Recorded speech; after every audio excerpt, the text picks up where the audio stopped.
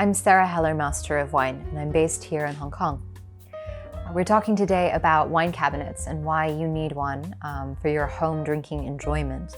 I think the thing that we don't appreciate necessarily here in Hong Kong is that our room temperature is probably, even in the cooler season, a little bit too warm for most wines to be fully enjoyable. For red wines, like the one I'm enjoying now, you really want something like 16 to 18 degrees max, even cooler if you're looking at white wines, say 12 to 14, and maybe 10 to 12 if you're thinking about a lighter bodied white or a sparkling wine. So really important both for the service temperature, but also to make sure that your wine is properly preserved, not getting damaged by the heat.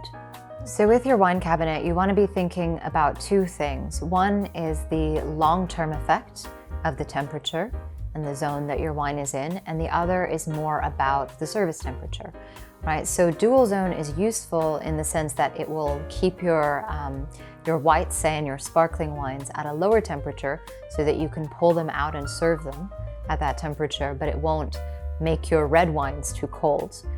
So the right cabinet for you really depends on your lifestyle. If you're a big wine collector and you have external storage anyway, it's still worthwhile having a smaller cabinet at home to keep, say, 12 to 24 bottles at a time so that you don't have to run back and forth to your external wine storage all the time. And then if you're sort of medium serious about wine, I'd think about maybe a 36 bottle or even larger for home to make sure that you have a month's supply or more at any given time, and make sure that you have some capacity for a longer term storage of bottles. So when I'm thinking about acquiring a new wine cabinet, a couple of practical considerations. One is the ease of use of the display.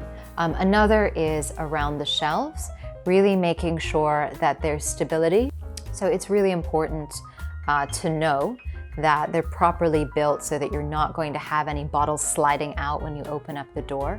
In terms of eco-friendliness, I think it really depends on the size of cabinet that you have. So if it's a bit smaller, then a thermoelectric system can be energy efficient, but often if you're going for a larger model, then you need a compressor.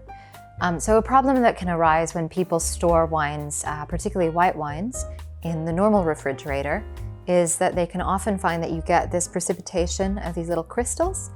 In the industry, we like to call them wine diamonds because it sounds more charming, but for a normal person to see something that looks like broken glass in the bottom of their white wine is pretty alarming. I think something that's important to remember with wine cabinets is that it's only as good as the way you maintain it. So you need to be careful about not opening and closing it constantly.